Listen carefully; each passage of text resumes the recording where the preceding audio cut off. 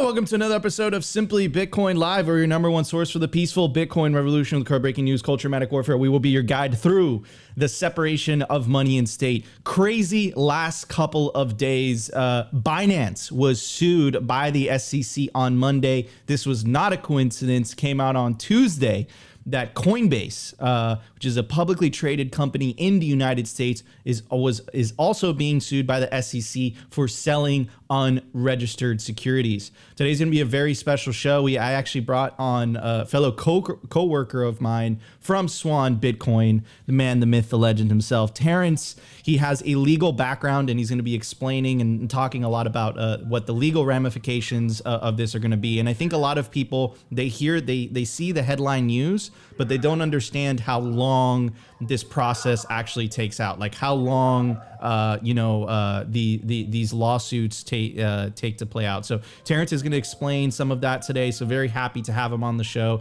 Terrence, how you doing? Awesome. May we live in interesting times. Thanks for having me, Nico. Happy to have you on the show. And of course, my legendary co-host, always optimistic, always wakes up with a giant smile on his face. How you doing, Opti? I am doing wonderful. I don't think I've never been more at peace than where we are right now. You know, I've been saying for a while on the show, I wouldn't want to be a shitcoiner holding, I cussed in the first 2 minutes. I'm sorry, Nico. YouTube's going to wreck us. I would not want to be holding altcoin bags right now because they seemingly are heavier than a black hole at this moment. So I hope you guys are in the safety of sats at this point, because it's looking like it's going to get bloody and crazy out there. 100%. And during the culture, we're going to focus on our guest, Justin, who's also joining us today. How you doing, Justin? Great, man. Thanks for having me. Happy to have you on the show. So, Opti, why don't you tell everybody what we're going to cover during the culture? Well, we had Justin on about a month ago or so, maybe 2 months. I don't remember. You know, block height's the only time that I count in. And he wanted to update us on a bunch of stuff that he's been working on, some of the legal things going on in different states, various states. And I don't know, we'll see if we get bullish or bearish. I know you got you had some bearish news, and I think we might have some bullish news moving in. So we'll save that for the future, and I'll just tee you up, Justin, and you can just rant and take it wherever you want to go. Absolutely. All right, everybody, no more delay. Let's jump straight into the numbers. Let's do it. The Bitcoin numbers.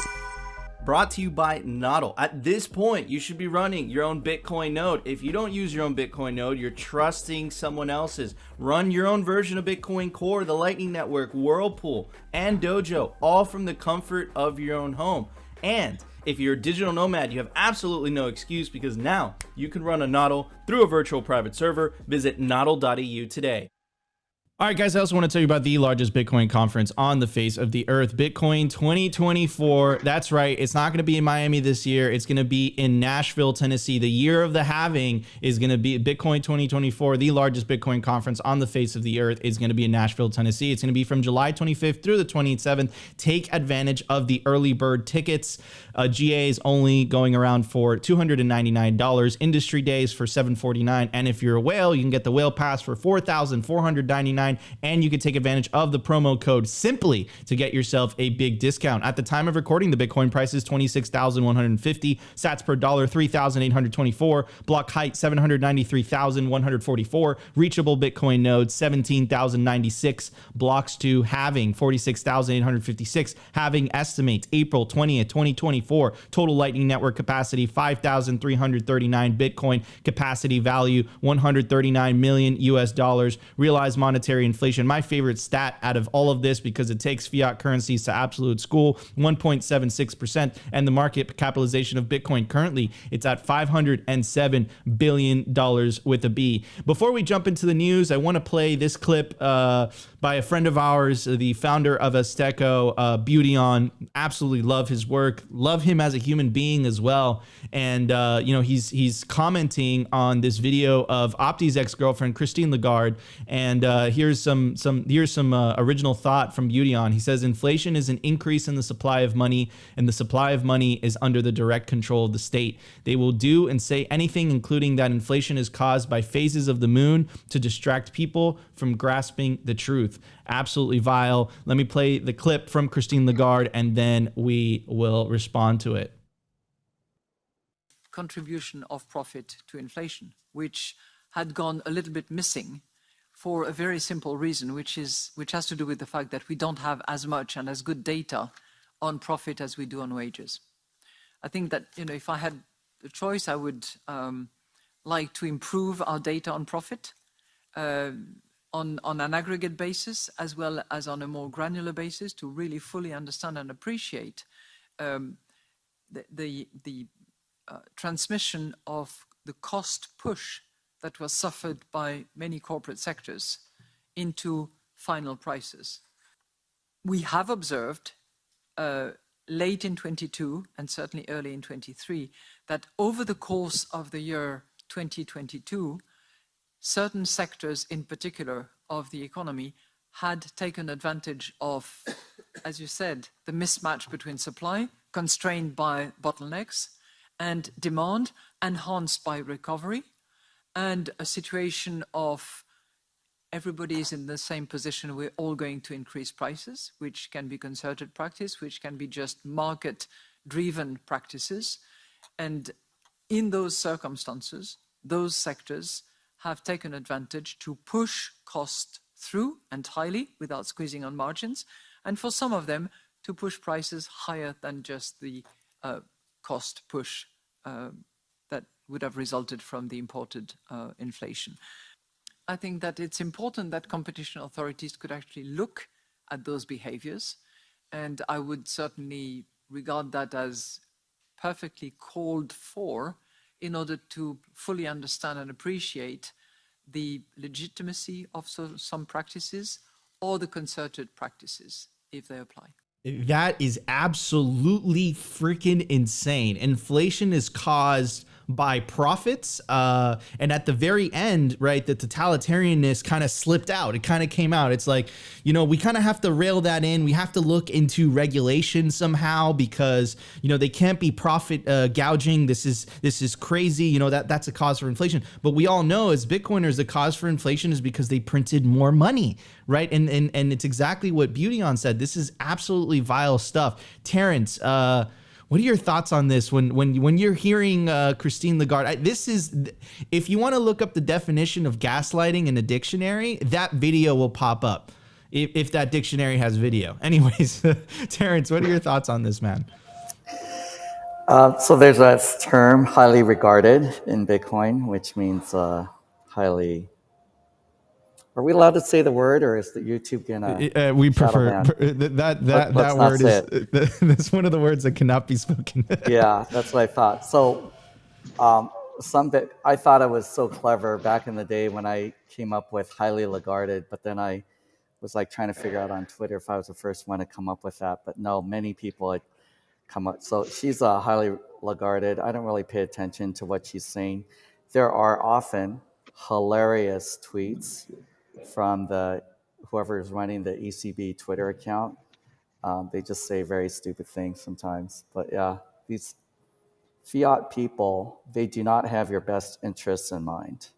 Yeah. That's something to keep in mind. And everything they say is to help themselves and their cronies, the banks that they end up working at, or their bankster friends or whatever. It's all to help themselves and their friends.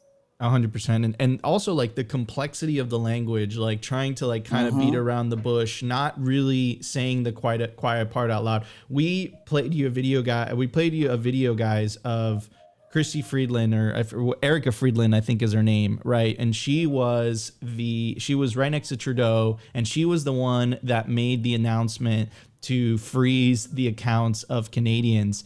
And she was saying something very similar, right? She's like, a lot of Canadians have excess savings. How do we get access to those excess savings? But they use this political jargon to kind of guise or obfuscate the fact that, hey, the theft that's going on, the decrease in purchasing power, that's not our fault. It's your fault. You're making too much money. You're asking for higher wages. You're profiting too much, while completely deflecting from the fact that they are the sole cause of this inflation. They added more money to the money supply.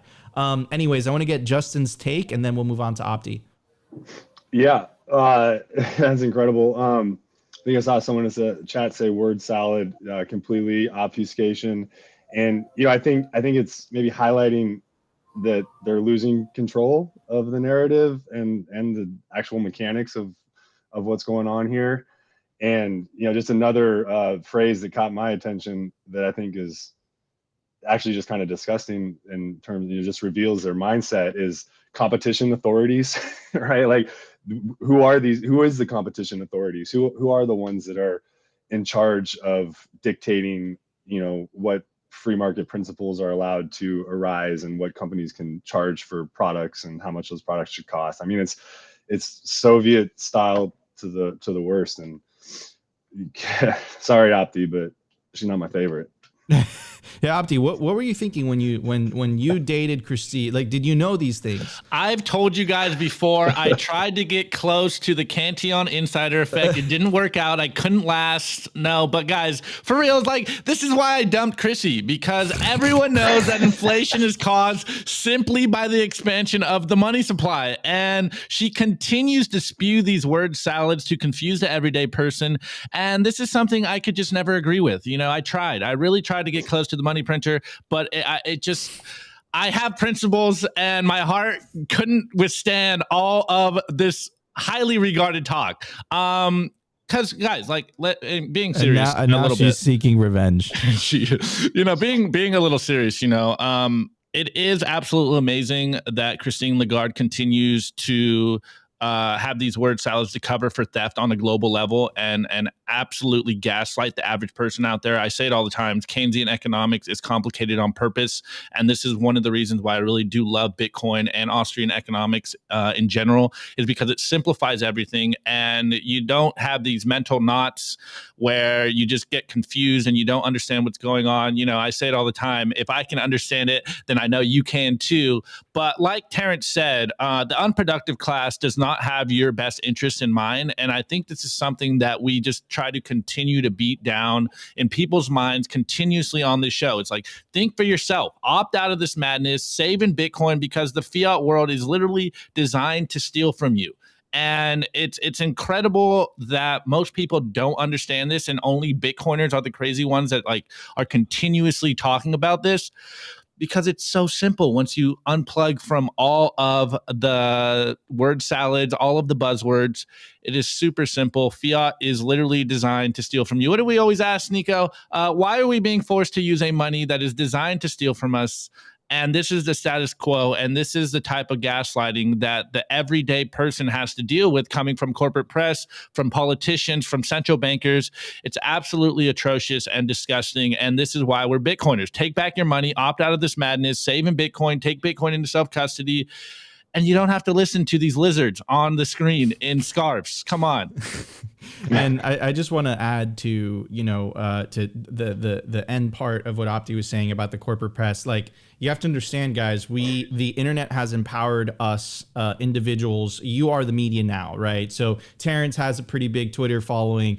Opti, you have a pretty big Twitter following. I have a decent sized Twitter following. You use your platform, use your agency, every tweet that you like, every comment that you put in the ECB when they try to gaslight you, when Christine Lagarde goes out and says, hey, it's people asking for more money. That's the cause of inflation. You point it out. Put it in the comment section. It's very effective. It's so effective to the point. Remember when the not the Wall Street Journal, the New York Times came out and they released a propaganda hit piece basically saying that, Bitcoin mining is responsible for all these environmental woes. And then what did Pierre Richard do from Riot? He just posted a video there basically trolling them, putting a CO2 meter behind an ASIC saying, you know what? ASIC miners don't cause any CO2. What did the New York Times try to do? They tried to use the community note feature to fact check him. And what did the Bitcoin community do? They fought back and they downvoted that community note and they got it removed. This is information narrative trench warfare on the battlegrounds of the internet. Each one of you guys matter. Each tweet that you like, each post that you make, each meme that you make, each video that you make, do every Cafe Bitcoin episode that you do, it all counts. It all counts. We're trying to win over the hearts and minds of the masses. Beautyon said it best in that tweet, right? He said at the very end, they will do and say anything, including that inflation is caused by phases of the moon, to distract people from grasping the truth. And the truth is that people don't have to use the money that steals from them. It's not left versus right, it's green versus orange. Anyways, everybody, no more delay. I want to focus the entire news segment on the breaking news of yesterday and today, and I want to take advantage of Terrence, who has a legal background, to kind of go back and forth and ask him some questions. Anyways, everybody, let's jump into news. Let's do it. The Daily News. The Daily News is brought to you by Blockstream Jade, built by Bitcoiners for Bitcoiners. It's an open source hardware wallet for the cold storage of Bitcoin. Check out the brand new limited edition color, the transparent green Jade. Blockstream Jade houses a full color camera, allowing for fully air-gapped Bitcoin transactions, scan and display QR codes directly on the device, assign transactions, and verify addresses with ease. Use your Blockstream Jade with your favorite wallet software, such as Blockstream Green, Blue Wallet, Electrum, Sparrow. Get yourself a Blockstream Jade today and take self-custody of your Bitcoin.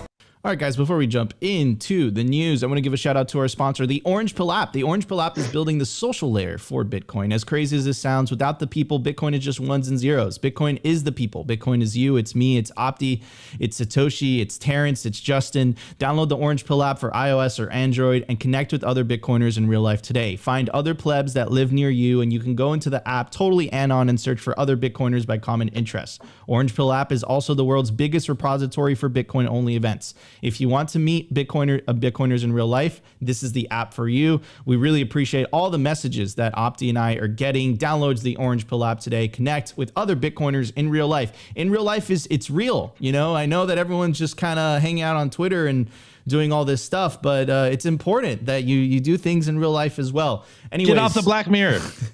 So I want to focus this segment exclusively on the news that happened, and I'm going to go back and forth with Terrence. I'm going to read some headlines. I want to get Terrence's thoughts on this. So the big news yesterday, which we did an incredible live stream, by the way, on the Swan Bitcoin channel, as an emergency live stream. I think we had Corey, we had Lynn, we had Preston. It was great. Terrence was in there as well. We had Sam, Stephen Lupka. It was great. But we want to cover that today on Simply. So here's a headline from the Wall Street Journal. SEC says Binance misused customer funds, ran illegal crypto exchange in the US. So that came out on Monday. And what came out today was SEC sues Coinbase over exchange and staking programs. I might add, we did a video on this. Maybe the title was a little bit hyperbolic, but we told you so. We said Coinbase stock might go to zero, and the reason we are making that argument is we know that the vast majority of Coinbase's revenue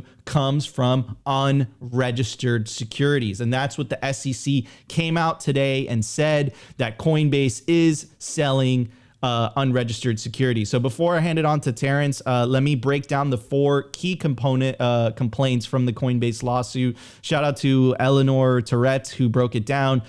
She said Coinbase has operated as an unregistered broker since at least 2019. 2, Coinbase has deprived investors of disclosures and protections that come from registration, exposing them to significant risk. 3, crypto assets that Coinbase makes available on its platforms puts Coinbase's operations, quote, squarely within the purview of the securities tokens named, which is a very, very big deal, because in the Binance suit and in the Coinbase suit, there was a lot of very popular shitcoins that were named, including Cardano. And I think Sam Callahan did a great tweet this morning where he said that Ethereum was mentioned in the official complaint, right? Ethereum, because Coinbase is offering the staking program. So I'm going to pass it on to Terrence. Terrence, what are your thoughts on this? What are the overall implications of what is going on in the last 2 days? Yeah, so my thoughts are the market is starting to realize, number one, that Bitcoin could benefit from this. And that's why I think Bitcoin is up 1.55% today to 26,149.60, even though the SEC has done what? Charged two of the biggest crypto exchanges back to back with being unregistered securities exchanges, doing these clearing agency things and brokerage stuff, as well as in today's case going after Coinbase in connection with their staking as a service program, saying that they did an unregistered offer and sale of securities. Doesn't mean you can't do it, just means you have to go through the hoops, which are significant, very expensive, and a lot of disclosure to make it give the U.S. retail and other U.S. investors enough information so they can make an informed decision based on the materials you provide in your registration statement, also known as an S1. So these are very serious charges. In both cases, they have sought injunctive relief, meaning the situation is so bad that if a judge assumes, this is by law, if you assume that the allegations that the SEC made in their complaint against both Binance and Coinbase are correct, then you as a judge need to determine if there is irreparable harm to US investors. And if you think there is, then you're going to grant this injunctive relief. That's like a restraining order. So that's pretty unusual. They've done it before. They did it successfully with Kraken in February of this year, and the SEC got Kraken to agree to stop staking as a service program because it was considered an unregistered offer and sale of securities. I think they're going to go after Gemini as well for this. That's the rumor I'm hearing. But yeah, bottom line, horrible for altcoins. Should be good long term, great for, obviously, in my opinion, great for Bitcoin long term, meaning 5 years are out. But even in the short term, we're seeing the markets so far react and starting to understand that Bitcoin is very different from these altcoins. Bitcoin stands alone. It is the only asset that is credibly finite and unstoppable and hard to take away. Hard to censor, hard to take away or confiscate. 100%. And I want to, and thanks for that, Terrence. And I want to mention shout out to Joe Nakamoto. He did a great, sometimes graphics are more effective than text. And here are some of it's after 2 minutes, so I could say it bluntly. Here are some of the shit coins that were called securities in the two lawsuits. Very, very popular ones, I might add, in here. So we have Atom, BNB, BUSD, Cody, we have Solana, we have Cardano, we have Matic, we have Filecoin, we have Sand, we have Amana, we have Algo, we have AXS, we have CHZ, Near, Flow, ICP, VGX, Dash, and Nexo. All of them, the SEC has come out and basically said those tokens are securities. Now, if you guys have been tuning into Simply Bitcoin, we've been telling you this for many, many months. This was going to happen because he was literally telling you how he felt about a lot of these altcoins. Gary Gensler has gone out to say, quote, everything else other than Bitcoin is a security. Gensler's statement reflects the SEC's long-held view that many cryptocurrencies and digital assets are securities under U.S. law. So, Terrence, I want to take advantage of the fact that you're here. Could you tell the audience what is it about these tokens that makes them a security, and what is it about Bitcoin that makes it not a security? Sure. So basically it comes down to the Howey test, which is a legal test in the US to determine if something is a security under federal law. Here's what's interesting. The Howey test actually related to orange groves. Orange groves by themselves are obviously not securities, but you can make an offer and sale of something related to orange groves that is a security. In the Howey test, this related to, and you can just honestly replace any altcoin with orange groves, but this related to a group of individuals, a company that was basically promoting a fractionalized interest, right? So you have an orange grove that by itself might be worth, let's just call it $100,000 to keep the math simple, and you're selling off 100 pieces of it, so $1,000 each. And you're expecting that the farmer or whoever is taking care of the orange grove, the effort, you as an investor expecting that based on the efforts of others, you'll make a return, because why else are you giving money to this thing? So securities include what? Stocks and bonds. And don't want to get into that because I think that's pretty obvious what they are. But bottom line, you are doing a security if you fractionalize or offer staking as a service, where staking is what? A lot of Bitcoiners don't know this. I had to refresh my memory. Not your fault. You're avoiding shitcoin, altcoins, which is good. But staking as a service is basically you take these coins, you give up the right to move it around, sell it right away, and give it up for some period of time in order to earn a return on that crypto. So that's staking. Can't do it with Bitcoin. You can do it with Ethereum and many other coins. And that is what? An offer or sale of something that is it's an unregistered offer or sale that violates US securities laws. Does that sort of make sense? Or Yeah, it does make sense. And then also, right, the fact that, you know, a lot of these altcoins, right, for example, the case with Ethereum, it had a massive pre-sale, right? You know, the vast majority of the supply is held by the founders, and that is completely different with Bitcoin. The founder just disappeared. He left, right? People have, you know, they speculate on how much Bitcoin Satoshi owns, but in reality, no one really knows, right? So that's another component. I don't know if you want to add to that, Terrence. I do. So another difference between Bitcoin and Ethereum is with Bitcoin, there's no pre-mine, meaning Satoshi had to literally mine Bitcoin just like everybody else. And he did, you know, as any creator might do, post about the Bitcoin and why it was novel and posted the white paper in a cypherpunk group with all these other cryptographers on sort of creating a digital money that was hard and incredibly finite. Adam Back and others had seen so many of these fail. And so Adam didn't take it seriously because so many efforts were made. But for the first time in history, you have something that's incredibly finite, hard to censor, hard to confiscate, no double spend, all that stuff. And basically, bottom line, it really comes down to, do you give yourself and your VC friends and your PR people a giant portion or even a small portion of the allocation, or do you have to work for it?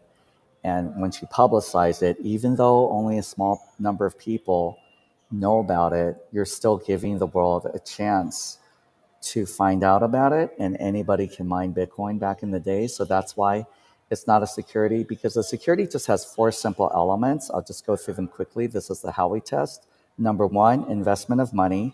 That was true with Bitcoin and Ethereum, but in addition, you needed a common enterprise. The Ethereum Foundation literally posts about like corporate Ethereum or Ethereum, like private Ethereum. So that makes it look like it's centralized. And also the way they do rollbacks and deferred of italic makes it look very centralized. Satoshi is gone.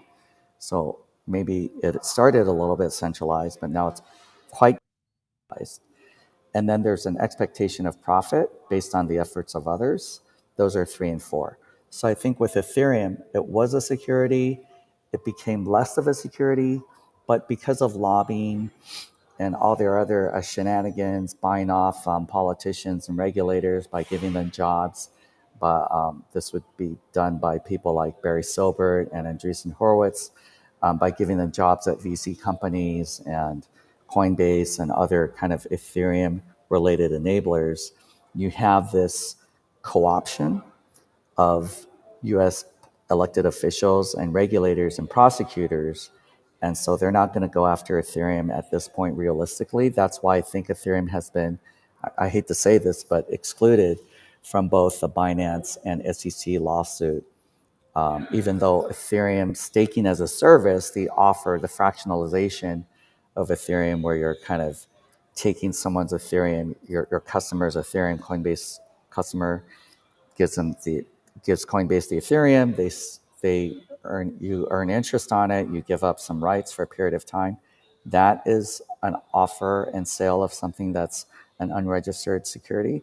But that doesn't mean Ethereum itself is an unregistered security. It's a little counterintuitive, but it's just like orange groves are not are not securities, but you can offer ownership related to orange groves by selling a fractionalized interest and let other people do the work. This company, right, produce orange groves, produce oranges every year. That is a security. So hopefully that makes sense to people. If not, just keep reading about it. I think Wikipedia is a good source. I don't really like Investopedia, though in this case they seem to be correct. Yeah. And then I appreciate that, Terrence. And yeah, and you pointed it out, right? And, you know, and Joe Nakamoto noticed it as well, right? I'm a bit confused as to why ETH has been left off the SEC's I think list it's of political securities. and practical. Yeah, Correct. ultimately, the regulators, even though Gensler might believe Ethereum is a security, which it is, he's not going to go after it practically. And division heads for jobs as they rotate out of the SEC to make millions of dollars a year at Coinbase or some crypto law firm, including the top law firms, or teach at, I hate to say it, my alum, Harvard Law School or Stanford Law School. It's a very corrupt kind of revolving door. So yeah, they're not going to give that up easily. And they can hide behind the fact that some time has passed. SEC Commissioner Hinman did that speech back in the day, lifting words that were provided by, I believe, Altcoin Center, or Coin Center as they call themselves, but they're really an altcoin center. And yeah, it's just It's it's a little fraternity, yeah. and we are not part of it. It's a what's a George Carlin quote? It's a big club and we're not in it. Correct. Anyway, Yeah. so speaking of politics, I want to focus on this as well, and I want to get your take, Terrence. Which is you know, in the scary the you know, some scary wording. Goes on to say the U.S. The SEC Chair Gary Gensler took to live television on Tuesday to said that there is no need for digital currencies. Quote, "We don't need more digital currency. We already have digital currency. It's called the U.S. dollar. It's called the euro. It's called the yen. They're all digital now," said Gensler on CNBC's Squawk Box. And the reason I'm bringing it up and you know, saying that, I want to get your take, Terrence, right, is a lot of Bitcoiners are scared now that, you know, fine, like the you know, big government is now taking the shitcoins are in the crossfires. You could say they have the right excuse, right? You know, these are securities. A lot of Bitcoiners are fearing that, hey, you know, how long until they, you know, they turn their sights on the Bitcoin industry, which a lot of people, if you're not initiated, you commingle, you say Bitcoin and crypto, it's the same thing. Of course, Bitcoiners know that isn't the case. You know, a lot of people are not educated on that. Those comments by Gensler worry me a little bit, and it's kind of echoing the statements that were coming out of the White House, you know, specifically in the presidential economic report that came out earlier on this year. I think it came out in March. The White House dedicated 20 entire pages making the case as to why central banks are necessary, as to why they believe that the future of money in the eyes of the U.S. government is central bank digital currencies and currencies that have a state, right? You can't have a currency without a state. Also, the IRS redefined they changed the definition from digital currencies to digital assets, right? So the redefinition of words is very, very important. You control words, you control people. So I want to get your take on that, Terrence. Is that something that worries you a little bit? Is Gensler playing politics here? He's definitely playing politics.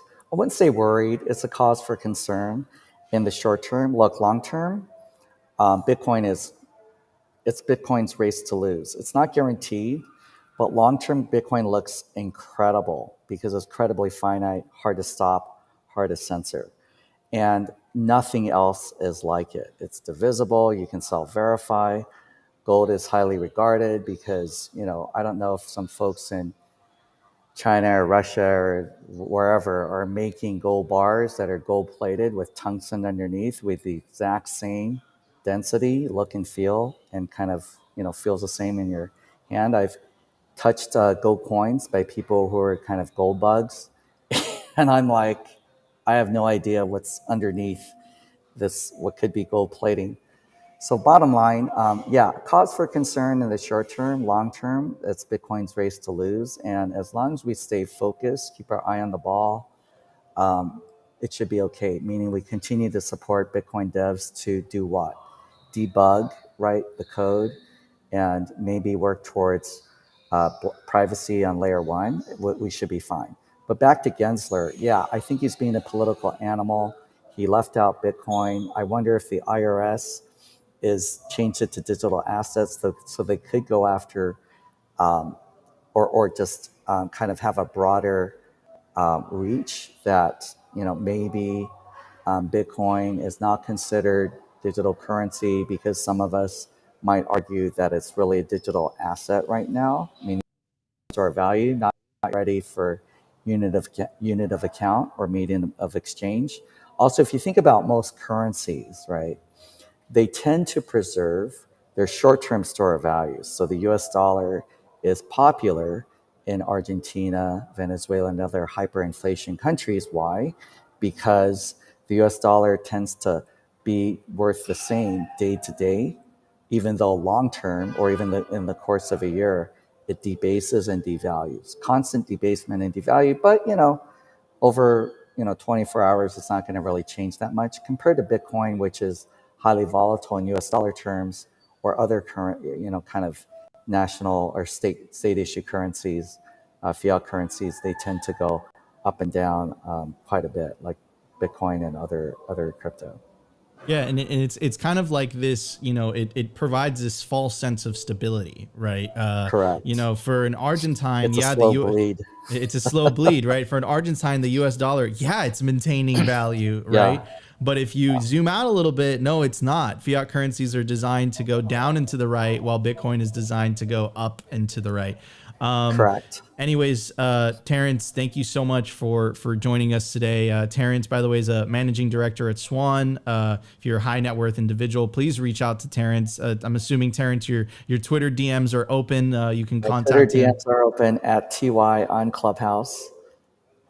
Awesome. Yeah. Awesome. Well, thank you so much for joining us today, Terrence. We really, really appreciate it. Thank you, man. You're welcome. Great to be here. Take care. All right. Take care. So, short little recap, guys. Right? If the industry will never be the same in the U.S. The days of the ICOs are over. The days of all these so-called cryptos being added to exchanges in the U.S. Those days are over. You're seeing a flight of Bittrex said that they're stopping their operations in the U.S. Binance is under fire. Gemini is under fire. Now Coinbase, now the reason that Coinbase is so significant is because it is a publicly traded company. They have a tremendous amount of lobbying power. You have pictures of Brian Armstrong every other day. He's taking pictures in Washington, D.C., and they still went after them. And they said, hey, you're selling unregistered securities. Now, of course, the paranoid Bitcoiner in me is saying, this is just, this is the Trojan horse, right? Do they actually really care? And then the other side of me is like, look, like the reality is that the crypto industry is not playing by the same standards as a traditional financial system. In the traditional financial system, there's a clear division between a broker and a custodian. Crypto exchanges function as both, really. Coinbase or Binance, they're really brokers and custodian. This causes a bit of moral hazard, right? So yeah, man, this is some crazy stuff. I did not exaggerate in the title. I think crypto is done in the US. I think it's going to be very, very difficult for anyone to just spin up a token and list it on one of these exchanges. I think the hurdles are going to be so high. I think the cryptos that do exist currently, obviously those exchanges like Binance and Coinbase that, built their whole business models around selling little shit. Obviously, they're going to try to fight and protect their moat. That's very, very clear. Now, the only thing that I'm curious about, and we're going to see this play out, is whether this is just going to stop here, or they're going to say the quiet part out loud in a couple of years and say, you know what, guys, this is just really about you not using a money that doesn't steal from you. It doesn't matter whether it's an unregistered security. It doesn't matter that Bitcoin is clearly a commodity. That can't happen either. We're not at that part of the movie yet. Maybe I'm a jaded, paranoid Bitcoiner saying that type of stuff.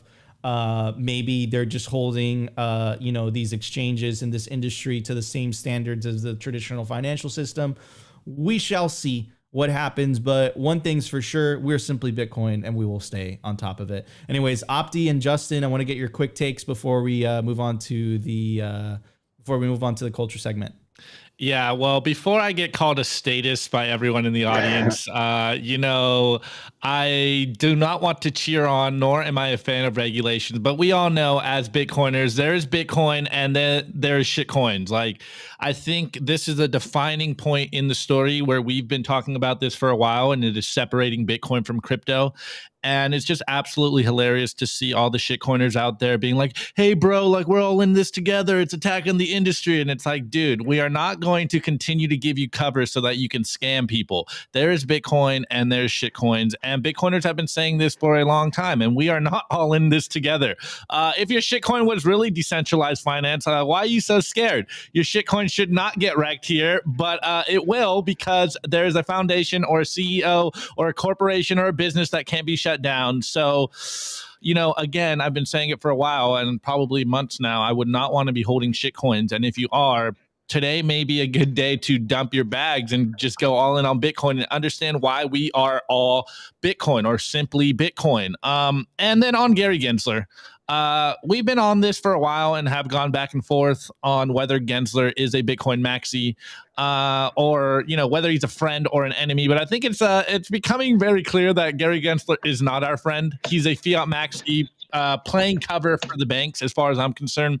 This is my personal opinion, but I think we are all kind of waking up to the game, because it's becoming very clear that he is obviously playing a long game, and I don't want to speculate on his intentions, but I think it's becoming very clear, especially considering that he did do an MIT class on my blockchain. So he should be very aware of what's going on in the space. But hey, of course, he is an institution and he does have to build a case. But to the point on ETH being named here, it wasn't directly named a security, but it was mentioned in this section here. Yeah, but Terrence was specific about it. He said it was the staking. It was the staking. I know, exactly. But I think it's interesting to know that it is being mentioned here. Obviously, again, like Terrence is saying, it's very political. Of course, he's not going to go out and attack his friends that are probably holding ETH. But, I saw the Andreas Antonopoulos video this morning of if the NSA or Fed coin was actually rolled out. And I flippantly said, oh, it was called Ethereum. Anyways, I don't know, man. I'm not concerned. What's the meme? Unmoisturized, unfazed, in my lane, hodling Bitcoin in cold storage. This doesn't affect us. We get cheaper sats. And it's kind of to what Terrence said. I think this is more signal and more receipts to the idea that the market is waking up and realizing that there's Bitcoin and there's shitcoin. And I think moving forward, this might be one of those defining moments where okay, this is finally where the separation of Bitcoin and shitcoin happened. So, hey, I'd dump my bags if I had some heavy bags right now. But, I'm a Bitcoiner and you guys are saying I'm shilling my own bags, yada, yada, yada, whatever. And just to kind of to add to Opti's point, right? The vast majority of the world's wealth is in the United States. It's the world's richest country. If I think they will. I don't think this regulation is going anywhere. If big government does get its way, the ability for these shitcoins to raise money and raise influence is going to be highly diminished. And at the same time, I think what you're going to see is a lot of these exchanges are going to flee overseas. You have places like Hong Kong, opening up for business, which is funny because the CCP is playing both sides, right? Mainland China, nah, Bitcoin bad, and Hong Kong, they're like, yeah, we could try to see how we can benefit from this. And you're already starting to see that. You saw the announcement by Gemini, basically looking to domicile their derivatives exchange overseas, or looking to places like Dubai. I really mean what was said in the title. Crypto will never be the same in the US. These are two very, very big precedents. These lawsuits are going to take a very, very long time. These are extremely well capitalized companies, and they're not going to go down without a fight, right? So we're going to see what happens. But at the same time, what Opti said, I would hate to be and one of these cryptos that were mentioned in the lawsuit. It's become very, very apparent how the government feels about them specifically. And not to mention, of course, we know how the Biden administration feels about the whole sector as a whole. The wording from Gensler at the end worries me a bit. It was extremely aggressive. The only digital currency that matters is the dollar, right? So even if Bitcoin is not mentioned, they're clearly making their position known on how they feel about this movement. And this sucks, man. Like I hope that Bitcoin doesn't get caught in the crossfire. Shitcoins give a bad name to Bitcoin. It's always just tarnished it because people don't see the difference between the two. And of course, as Christine Lagarde in the beginning was taking advantage of the fact that people are not knowledgeable on inflation, not knowledgeable on the fact that if you increase the money supply, you're obviously going to cause inflation. She was obfuscating it. So, would it be a stretch to say that the government isn't going to do the same thing here, right? That Bitcoin is a threat. You're already hearing the words unhosted wallet, money laundering, terrorism, all the crazy buzzwords that they use to justify the taking away of your freedoms, right? Anyways, Justin, I want to get your quick take, and then we're going to get to the culture. Guys, this went a little bit long today in the news segment, but I feel like it was justified because these are two very, very big pieces of news. Coinbase and Binance have been sued by the SEC. Yeah. Well, I mean, maybe to boil it down, I think everything's good for Bitcoin. So I know I'm not scared. And I do actually have I kind of agree with Gensler on that one when he said we don't need more digital currencies. We have the existing digital political units as they coast down to zero, and we have Bitcoin. So nothing more really is needed. He might be a little short on the Bitcoin part, but not a fan of government relations or government regulations and certainly government overreach, but regulators are going to regulate, and I'm anti-scam. I'm a scam minimalist. And, with respect to these actions, in the words of your tip twin there, Nico, I don't know. For me, I kind of love to see it. So. Yeah, 100%. Anyways, guys, this is the separation of money and state, and you want to make it over the finish line with your generational wealth, which is exactly why you have to store your generational wealth. You can't write down your Bitcoin wallet backup seed words and passphrases on paper. You gotta punch it into steel. This is the BitPlates Domino. They're designed to preserve Bitcoin wallet backup seed words and passphrases. It's easy to use. It's very hard to destroy. It's made from highly corrosion resistant 316 marine grade stainless steel, and it offers the ultimate protection against extremes of temperatures. You could take advantage of the promo code SIMPLY to get yourself a 10% discount. Anything on the bitplates.com store. Anyways, everybody, let's get to the culture. We have a lot to talk about. The Daily Culture. Brought to you by SwanBitcoin.com. Swan is the best way to build your Bitcoin stack with automated Bitcoin savings plans and instant purchases, serving clients of any size from $10 to $10 million. We love Swan because they incentivize self-custody and dollar cost averaging. What are you waiting for? Visit SwanBitcoin.com today. All right, guys, I also want to tell you about Swan's new offer. Bitcoin is generational wealth, and you can secure your bright orange future with the Swan IRA. Real Bitcoin, no taxes. Swan offers both traditional and Roth options to best fit your need. Create your IRA and start adding Bitcoin in less than 1 minute. Transfers and rollovers are available. Swan's Bitcoin experts will get you set up with no transfer fees and no minimum balance requirements. This is real Bitcoin, not an ETF or other derivative. Get the real thing and get it at Swan. Go to swan.com/IRA for more details. And of course, if you have any questions, doubts, or concerns, you could always hit me up on Twitter. You could hit up Terrence. You send him a DM about the Swan IRA, and he will be happy to answer any questions you might have. And you can also, of course, hit me up on the Orange Pill app. Opti and I love getting all your messages there. We really appreciate all the love, and we do take the time to go through them. Anyways, Opti, what are we going to talk about today? I also want to thank our guests. Thank you for sticking it through. It was a special episode. We had no idea this crazy news was going to drop in the morning, right? We were just thinking, we're like, oh, we're just going to cover the Binance news. Nope. Binance, then Coinbase. So really, really appreciate you sticking through with us. So Opti, what are we covering today, bro? Yeah, let's go. So as I said in the beginning, Justin came on, I think it was a month ago, maybe month and a half ago. And he's continuously, I think at the time we were covering all the anti-mining bills, but things have progressed since then. So I don't know, Justin, where do you want to start? Do you want to start with the anti-mining bills or the pro-mining stuff that's been going on? I'll give you the floor. Where you want to take this? Sure. Well, yeah, we can do it. We can do a quick recap, but you guys have been covering it all really well, and so don't want to repeat too much here. But the good news is what happened in Texas. I think we were talking about that last time. The anti-mining legislation that was being proposed, probably being supported and pushed by maybe the natural gas industry or the likes that aren't happy with competing against Bitcoin mining as a grid resource. And so there's, anyway, the good news is it looks like it died the death that it deserved. And then a pro Bitcoin mining bill was also, or not Bitcoin mining, but a pro Bitcoin bill was put in place as well. So Texas looks like it reoriented itself, which is great news. And then, we had, you guys covered this too, the 30% tax that was floated around on mining, that died the death that it deserved. I think the good news, or the nuance there, was that the leading opponent of that, as far as I know, was Warren Davidson, a congressman out of Ohio, which is where I am, and we'll get to that in a second.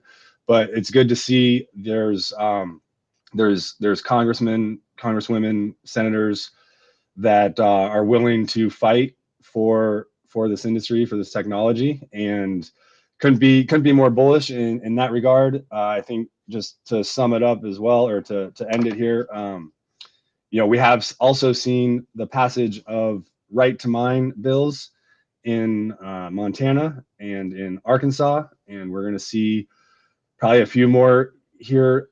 State legislatures are fickle organizations, and they tend to just work a few months of the year, maybe for the right reasons. They're supposed to be average citizens representing their states, but so there's a very compressed amount of time to get things done. So we might not see much more activity in this regard for the rest of the year, or the legislative sessions as they come to an end. But certainly once they pick back up next year, we should start to see some more real positive activity in that regard. And yeah, do we need a bill to tell us it's okay to mine Bitcoin and it's our right? No, but it's always, I think it's helpful at least to have this positive momentum and to really start to draw a line in the sand in terms of what rights we have to use electricity to mine Bitcoin, to hold Bitcoin. And if boomers want to write it on paper, as you say, Opti, then I'm happy to have them write that on paper than whatever else they might have had in mind. So yeah, that's kind of the recap, I'd say. And then I don't know if you have any questions or clarifying thoughts on that. Otherwise, I got more to. Yeah, you can continue to go, but I just kind of want to tee you up because you do work at Standard Power. You also are an advisor at Satoshi Action Funds, and I just continuously have this question, like, maybe I am stupidly bullish all the time, but it does seem like we are getting the political favor, like the winds going in our sails moving forward. And I know we have this news by the SEC, but I don't know, maybe I am just naively optimistic, but it does seem like there is a change in the tone around Bitcoin, at least on a state level. And I don't know, I'm just bullish for the future. It's like there still is some politicians out there that believe in their oath. So what would you think on that? And then also just take this where you want to go, bro. Sure. Well, I'm right there with you, man. I'm really bullish. Everything seems bright and rosy to me. Could be the glasses, but I'm working on my OPSEC, so I did a little consult with Hodl Tarantula, and this was his suggestion. But yeah, I think you're absolutely right. I get the sense too that there's definitely a shift in momentum. I think seeing that bill collapse in Texas, seeing the tax on Bitcoin mining collapse, right out of the gate, all very, very strong and positive. And yeah, the conversation even around the environmental FUD, maybe I'm just tuning it out, or people have stopped sharing it with me. I don't know, but We're starting, I think, just the understanding of Bitcoin mining as a grid resource, the exact type of technology that we need to build out our energy infrastructure, whether that's unreliable renewable generation, if that's your thing, or nuclear generation, or maintaining and expanding our existing gas fleet and having them operate more optimally. I think people are starting to recognize the power that Bitcoin mining as a technology and an industry brings to the table, and really kind of obviates a lot of the need for what everyone else has been spinning their wheels on for the past couple decades. I used to be one of them. And so that has to matter. Grid reliability matters, and the story is really starting to become crystal clear, at least to those that are paying attention and maybe didn't quite understand it, maybe thought it was greenwashing. I think they're probably clicking over to say, okay, there's something real going on here. And then the ones that don't really, all they see is headlines, they're probably starting to get the whiff that, wait, maybe it's not really what I've been told it is. Maybe there is some benefits to Bitcoin mining. So all positive. It's reflected in the hash rate. It's reflected in the projects that are going up in states all over the country, including where I'm at in Ohio. So I would like to touch on that just briefly, but I'm with you, Opti. It's full speed ahead. Yeah, man, jump in on what's happening in Ohio. Yeah, so I'm at our site here in Conesville. I'm at my hotel room right now, but it's an old coal plant that's being torn down. It was one of the largest in the country, and we're setting up shop right next to it at one of the largest interconnection points in the country. We got 2 major transmission lines coming in, and we have 50 megawatts of immersion mining that's kind of being stood up right now. And so we just have 1,150 more megawatts to go to build it out. We'll have air-cooled mining, water-cooled mining. We'll be looking to extract the waste heat from the immersion and the water cooling to provide district heating to the nearby towns. We're out here in rural America in Ohio, and just every positive aspect of Bitcoin mining, I'm proud to say is a part of our project here, and really kind of distills down to rural revitalization. And I think Mike probably still in the chat here. He coined a good term, so I'm taking it. But Renaissance 2.0, and so I'm kind of here at ground zero from that perspective. In fact, I just suggested that we name our building that we just bought in Conesville Renaissance headquarters, or Renaissance HQ. So we'll see if that sticks. I haven't seen what my competition is in terms of other names, but just really exciting. You can throw around terms like 50 megawatts, 100 megawatts, or what have you, but when you get up close to those big steel beams and cables and transformers, and 60 megawatt transformers, a really big transformer, and 50 megawatts of immersion containers is a lot of immersion containers. And so just seeing the scale of this, the breadth of this, and you can even see the scale of the power plant that's being torn down. I mean, it's massive. And just really excited to be a part of that. Any miners that are looking for capacity, Ohio is a great place. No dust, no heat, and really favorable political environment. And so really excited, and can't wait to see how this town starts to transform, over the coming years and even decades, as this new base of industry settles in, and then Bitcoin mining is just the seed that everything else is going to germinate off of. And there's going to be a lot more to come. Once the coal plant's gone, maybe we're going to be dropping a small modular nuclear reactor. We'll be building out also. It's going to be so exciting to see what comes next. So I'll leave it there. Absolutely bullish. Love to hear it. Yeah. Love to see it. It's almost like Bitcoin's taking over the world, guys. You might want to get some just in case it catches on, because don't listen to the headlines, because Bitcoiners are still winning.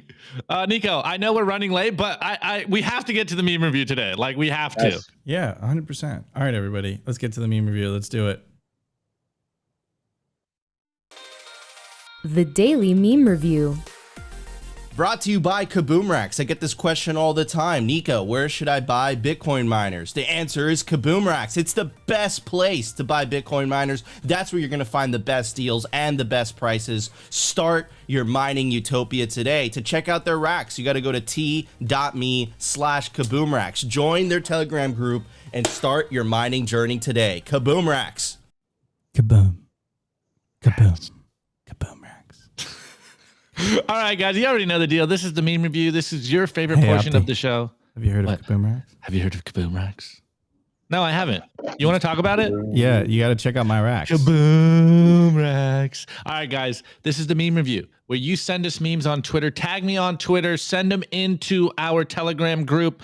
I do my best to get as many of them on the show as possible. I also find them on my own timeline. And so sometimes, you know, I am a dictator of the meme review. This is uncontentious at this point. But tweets are the bullets, memes are the artillery. We are in an information war. As you can tell, it's very important that we spread the message, whether through humor, whether through mocking the corporate press, or whether getting calls of actions in short, palatable, bite-sized forms. Anyways, this first meme is by Maxie's Club, and there is no tweet here. It just goes a Bitcoiner talking to a newer Bitcoiner, and it goes, not your keys, and he goes, not my keys, not your Bitcoin. He goes, not my Bitcoin. He goes, not your keys, not your Bitcoin. He goes, I leave my Bitcoin on exchanges. And then we got the baby Bitcoin over here goes, noob, absolutely wrecked if you are leaving your Bitcoin on an exchange.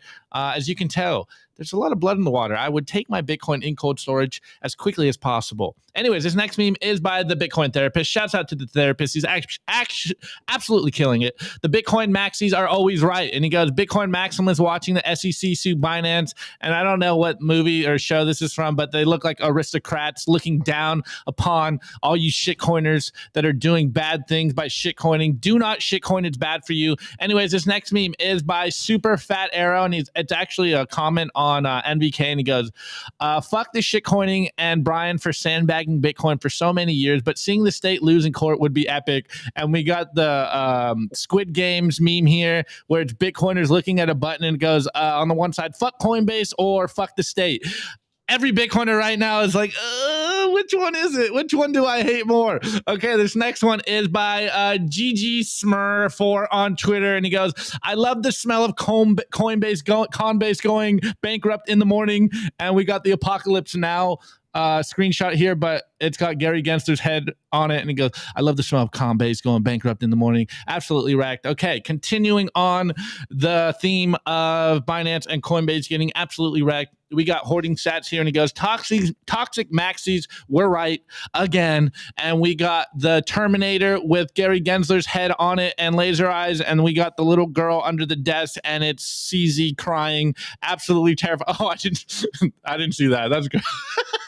All right, anyway, this next one is by our friend Selly. The Opti filter. Opti filter. Yeah, not so good. This last one, or next one is by Don_T-Cell on Twitter, and it is the classic template of the mom playing with the daughter in the pool and the other son is drowning, and we got the mom being Gary Gensler and it's holding Dorian Nakamoto, and we got CZ drowning, and then we got at the very bottom of the ocean in Davy Jones's lockers, SBF just absolutely wrecked in a chair and is a corpse. Anyways, this next one is by Corey Clipson. Actually, it's taken from Fortune. And he goes, wow, maybe we can get a break from pump and dump scam marketing after all. And you can see here, it is just a graph, and it goes global venture capital raise for crypto firms. And you can see it goes from 2018 to 2023. And there was a very real trend of a lot of money being raised for VCs to basically pump and dump you. And in 2022, it was $21.6 billion. And then in 2023 so far, obviously we're only halfway through the years, it's only been $0.5 billion. So maybe the market is waking up to the fact that shitcoins are scams. They're designed to steal your Bitcoin. It is designed to fleece retail.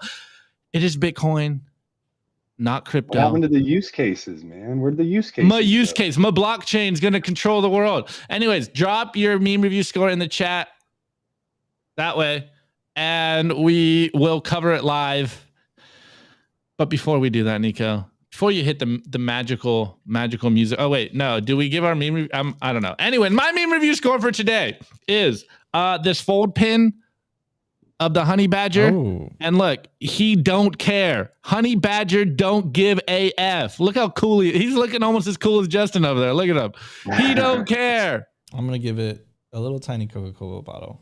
I think you. On top of. I was gonna say. I think you've used that. I've changed it up because it's a tiny Coca-Cola bottle on top of a Buddha. On top of Nico's head. Yeah. All right. Well, those memes had me laughing.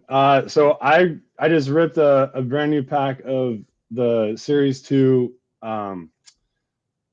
Bitcoin trading cards. So I got a Genesis block is the rare. Where's my camera? Shit. Oh no. Oh, right here.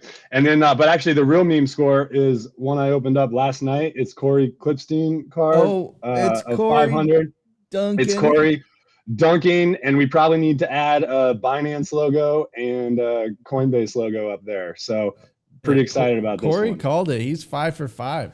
Shitcoin Slayer strikes again. 5 for 5. He has not missed. Anyways, before we get to everyone's meme scores, I want to give a shout out to our clothing sponsor, Represent LTD.com. Opti and I wear the merch every single day. Opti's wearing the classic Bitcoin merch, and check it out. It's like an angel baby with a Bitcoin bag and an AK-47 only on RepresentLTD.com. I'm wearing the classic Simply Bitcoin hoodie. You can get all this stuff. Just go to Represent LTD. In fact, I'll make it easy for you. Scan the QR code on your screen. It will literally take you to the website where you can get a Simply Bitcoin Represents classic snapback hat. All you got to do is just scan the QR code on your screen. Anyways, before we get to the meme scores, we got to cue the epic music. Here we go.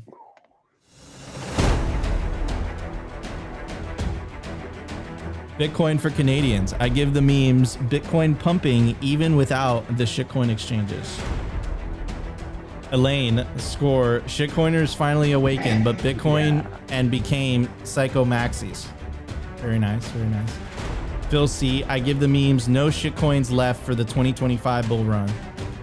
We can only hope. Chrissy Lagarded coming for Opti, kidnapping and waterboarding your ex-boyfriend at the Bitcoiner Gitmo until he's not your ex anymore. Winekiss, I give them Charles Hodgkinson and CZ being cellmates. Nice.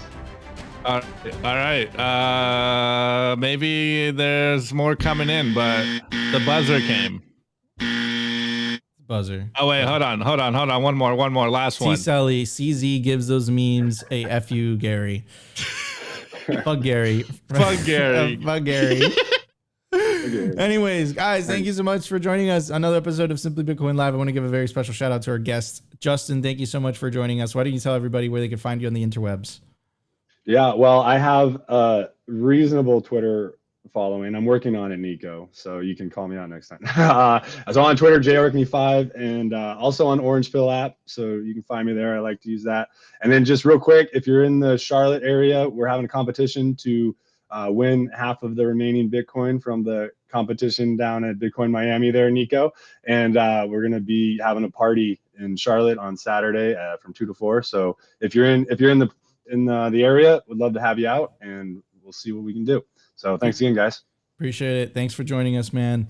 Guys, thank you so much for tuning in to another episode of Simply Bitcoin Live. If you enjoyed the show, you know what to do. Smash that like button. Consider subscribing. If you feel like No, I already said that. Anyways, share the content. Help push the peaceful Bitcoin revolution forward. What a every week I'm like, we're gonna run out of things to talk about. But the news cycle just keeps on giving. Maybe when we win this thing, maybe Opti and I will be out of a job. But until then, and I feel like it's gonna be a long and tumultuous road to get there. Guys, we're your source if you want the news. Anyways, we love you all. We'll see you tomorrow, 12:15 p.m. Eastern Standard Time for another episode of Simply Bitcoin Live.